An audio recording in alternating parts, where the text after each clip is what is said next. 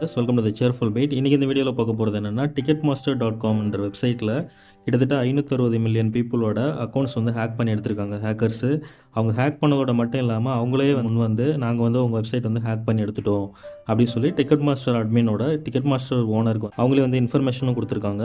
இதனால் ticketmaster.comல உள்ள யூசர்ஸ் வந்து ரொம்பவே ஷாக்கில் இருக்காங்க. அது மட்டும் இல்லாமல் ticketmaster.comல உள்ள கஸ்டமர்ஸோட name and address, mobile number and credit card details, gift vouchers இந்த மாதிரி வந்து நிறையா வந்து ஆட் பண்ணி வச்சுருந்தாங்க. அந்த எல்லா டீட்டெயில்ஸும் எடுத்ததாக சொல்லி ஹேக்கர்ஸே ticketmaster.com வெப்சைட்டோட ஓனருக்கு வந்து இன்ஃபர்மேஷன் வந்து கொடுத்துருக்காங்க. அதனால் ticketmaster.comோட ஓனர் என்ன சொல்லியிருக்காங்கன்னா, இப்போ நான் படிக்கிறேன் பாருங்கள்.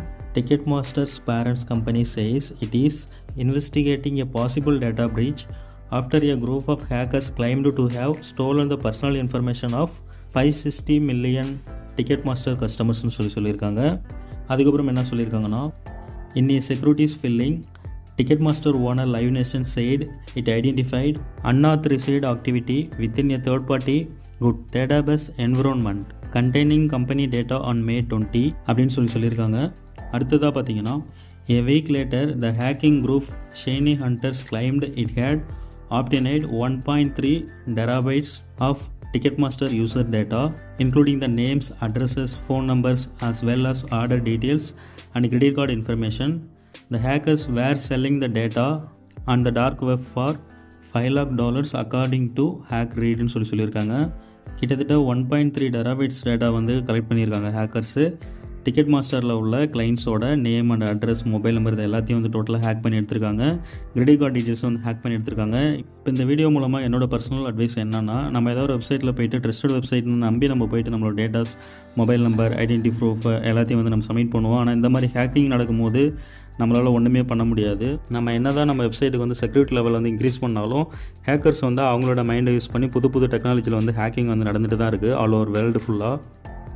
இப்போ இந்த ஹேக் பண்ண பணத்தை எல்லாத்தையும் என்ன பண்ணுவாங்க அப்படின்னா, இப்போ நீங்கள் வந்து அந்த கிரெடிட் கார்டு இல்லை டெபிட் கார்டு அந்த டீட்டெயில்ஸ்லாம் வந்து நீங்கள் கொடுத்துருக்கீங்க, அவங்க வந்து அதை சேவில் வச்சு ஹேக்கர்ஸ் வந்து எடுத்துட்டாங்க அப்படின்னா, அதுக்கப்புறம் நீங்கள் என்ன பண்ணணும்னா, இமீடியட்டாக உங்களோட கிரெடிட் கார்டு டெபிட் கார்டை வந்து இந்த நியூஸ் வந்ததுக்கப்புறம் இமீடியட்டாக நீங்கள் பேங்க்கில் வந்து பிளாக் பண்ணணும். First method.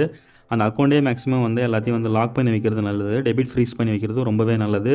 இப்போ இந்த ஹேக்கர்ஸ் ஹேக் பண்ண டேட்டாஸ் எல்லாத்தையும் கிட்டத்தட்ட $5 lakh வந்து வெப்டார்க் வெப்சைட்டில் வந்து செல் பண்ணியிருக்காங்க. இப்போ அந்த வெப்டார்க் வெப்சைட் என்ன பண்ணுவாங்க அப்படின்னா, அந்த கார்டு டீட்டெயில்ஸ் எல்லாம் வச்சு அவங்களோட அக்கௌண்ட்டில் உள்ள ஃபண்டெல்லாம் இன்னொரு தேர்ட் பர்சனுக்கு வந்து ட்ரான்ஸ்ஃபர் பண்ணுவாங்க. அவங்க டேரெக்டாக வித்ட்ரா பண்ணி எடுக்க முடியாது. ஒன்ஸ் பர்ச்சேஸ் பண்ண முடியும், இல்லை யாருக்காவது தேர்ட் பர்சனுக்கு அனுப்பி அவங்கள்ட்டேருந்து இந்த பிளாக் மணியெல்லாம் ட்ரான்ஸ்ஃபர் பண்ணி, ஃப்ராட்லண்ட் மணியெல்லாம் ட்ரான்ஸ்ஃபர் பண்ணி அவங்க வந்து ஒயிட் மணியை வந்து ரிசீவ் பண்ணுவாங்க. இது எப்படி நடக்கும் அப்படின்னா, நிறைய வெப்சைட்டில் பார்த்தீங்கன்னா, நீங்கள் வந்து 100% வந்து அமௌண்ட் நீங்கள் பே பண்ணுறீங்க அப்படின்னா, வேறு ஏதாவது ஒரு பணமாக பிட்காயின் இல்லை USDT, எத்தோரியம் இந்த மாதிரி இன்டர்நேஷ்னல் கரன்சிஸ் வந்து நிறையா இருக்குது. அந்த பேமெண்ட் மெத்தடில் நீங்கள் பே பண்ணுறீங்க அப்படின்னா, அவங்க வந்து 200% கொடுக்குறதா சொல்லுவாங்க. ஆனால் சில டேர்ம்ஸ்லாம் வச்சுருப்பாங்க. நாங்கள் வந்து கிரெடிட் கார்டில் தான் பே பண்ணுவோம், இல்லை பேபாலில் தான் பே பண்ணுவோம், அந்த மாதிரி வந்து இன்டர்நேஷ்னல் பேமெண்ட் மெத்தடில் தான் பே பண்ணுவோம்னு சொல்லுவாங்க. நீங்களும் வந்து நம்பி நீங்கள் ஒரு 10,000 போடுறீங்க அப்படின்னா உங்களுக்கு 20,000 உங்களுக்கு இன்ஸ்டண்ட்டாக கிடைக்குது அப்படின்றதுக்காக நீங்கள் வந்து பிட்காயினோ இல்லை வந்து எத்தோரியமோ இல்லை USDTயோ இல்லை USDO, பெர்ஃபெக்ட் மணி டாலர்ஸோ ஏதோ ஒரு கரன்சி வந்து பை பண்ணி நீங்கள் அவங்களுக்கு ட்ரான்ஸ்ஃபர் பண்ணும்போது அவங்களும் உங்களுக்கு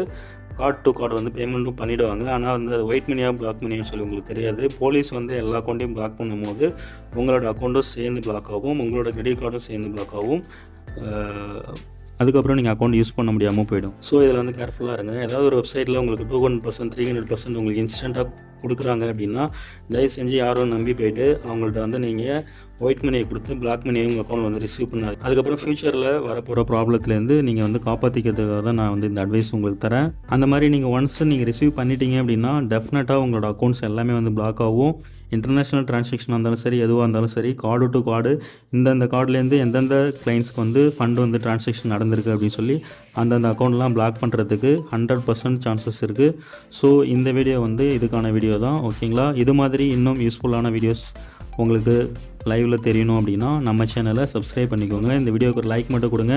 இப்போ தான் நம்ம சேனலுக்கு புதுசாக வரீங்க அப்படின்னா தயவு செஞ்சு நம்ம சேனலை சப்ஸ்கிரைப் பண்ணிக்கோங்க. தேங்க்யூ.